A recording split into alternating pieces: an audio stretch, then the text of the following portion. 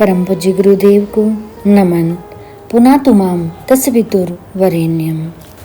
भगवान श्री कृष्ण अर्जुन से कहते हैं कि हे अर्जुन, जो मनुष्य प्रातः, मध्याह्न व सायंकाल में सूर्य की अर्धाधि से पूजा एवं स्मरण करता है, वह जन्म जन्मांतर में कभी दरिद्र नहीं होता है, सदा धन धान्य से समृद्ध रहता है।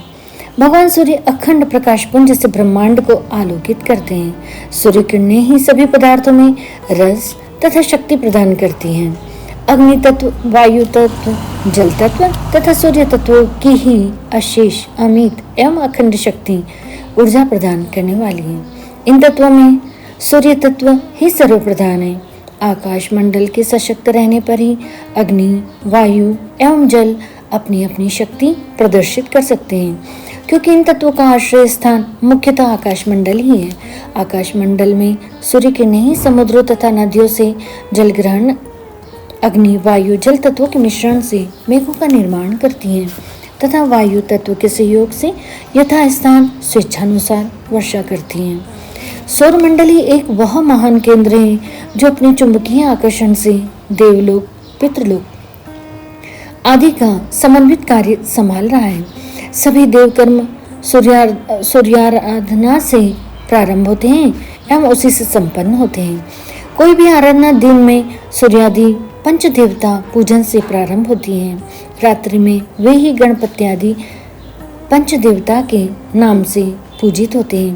कहीं कहीं दिन में भी गणपति आदि पंच देवता कहकर पूजन प्रारंभ होता है।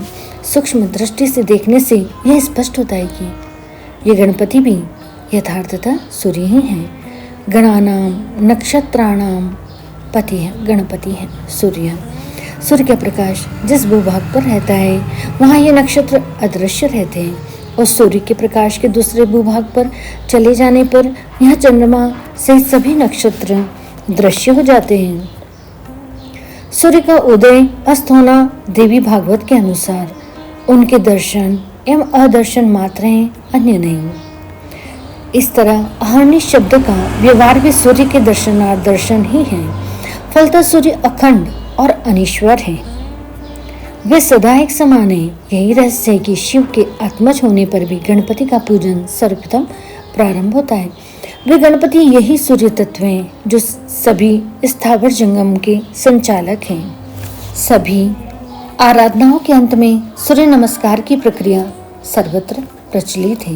ये सूर्य नमस्कार और सूर्यार्घ्य भी उन्हीं सूर्य तत्वों की व्यापकता प्रकट करते हैं। वस्तुतः सभी शुभाशुभ कर्मों को सूर्य शक्ति में ही समर्पित कर देना ही उपासना का चरम लक्ष्य है। सर्वाधिक महिमाशालिनी गायत्री की उपासना ही भारतीय जनजीवन की वह अखंड अशेष तेजस्विनी शक्ति है जिसकी उपासना से मानव देवत्व को प्राप्त करता है एवं असाध्य साधन करता है। अतीत और अनागत कार्य उसके लिए हस्तामलकवत हो जाते हैं। यही आराधना नवीन सृष्टि निर्माण क्षम बनाती है। यह गायत्री वशिष्ठ को महर्षि बनाने का कारण है। इसी ने विश्वामित्र को ब्रह्मर्षि बना दिया। ऐसे महिमाशालिनी गायत्री मंत्र का सीधा संबंध सूर्य शक्ति से ही है। तत्सवितुर्वरेण्यम भर्गो देवस्य धीमहि। इसमें उसी सविता की अमोघ शक्ति संचय की प्रक्रिया है जो सर्व सिद्धिदायिका है। इसी तरह पितृलोक भी उन्हीं भगवान सूर्य का लोक है जो सभी के रक्षक है तथा वहाँ सभी पितरों का समीकरण है। अतएव तर्पण और पिंड दान आदि सभी पितृकर्म सूर्य शक्ति के द्वारा ही यथा स्थान पहुँचते हैं। इसमें प्रत्यक्ष प्रमाण यह है कि रात्रि में संबद्ध भूभाग के सूर्यादर्शन काल में कोई पितृकर्म नहीं होते। कुतुब काल, मध्याह्न काल में ही पिंडदान आदि का विधान है। श्राद्ध में संबिडीकरण भी सूर्यास्त से बहुत पहले ही करने का नियम है। दैनिक तर्पण भी रात्रि में या प्रातः अरुणोदय से पहले नहीं किए जाते हैं। तात्पर्य यह है कि सभी पितृकर्मों का संबंध सीधे सूर्य तत्व, सूर्य शक्ति से ही है। सूर्य पृथ्वी में व्याप्त होकर तृणलता, जीव जंतु, प्राणी आदि में व्याप्त होकर इन सब की उत्पत्ति और पालन पोषण का कार्य करते रहते हैं। इस अर्थ में सूर्य सविता, जन्मदाता और पोषण करने वाले भी हैं। वह भीम पुराण स्पष्ट शब्दों में कहता है कि भगवान श्री कृष्ण की कथानुसार विष्णु ही सविता कहे जाते हैं, सविता ही विष्णु है। विष्णु और सविता ये दोनों पर्यायवाचक शब्द हैं। सूर्य के कारण ही औषधियों एवं वनस्पतियों की कृषि पृथ्वी पर संभव है। इनके प्रभाव से ही पृथ्वी शस्य श्यामला बनी रहती है तथा वसुंधरा कहलाती है।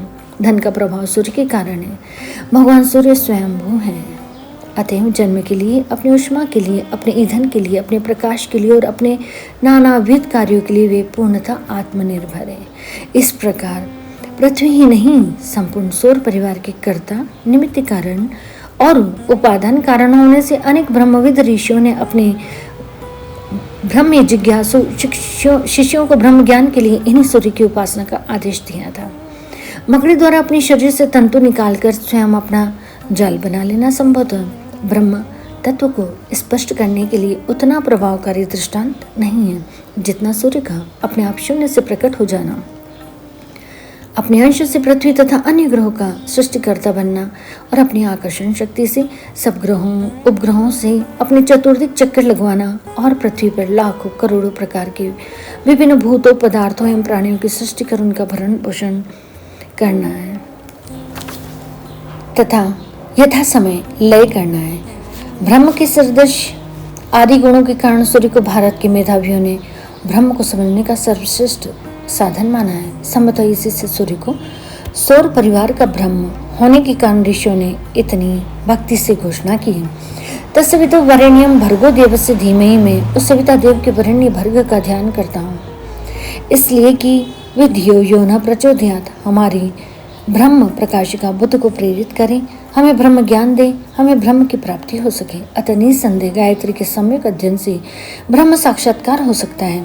नित्य और नाशवान का, निर्गुण और सगुण का तथा सत्य और असत्य का ज्ञान हो सकता है एवं महामाया की कृपा से माया से मुक्ति भी मिल सकती है। अतः इस सौर साधना वर्ष में साधकगण गायत्री मंत्र की साधना से भगवान सूर्य देव की तेजस्विता को धारण कर। सभी को प्रणाम।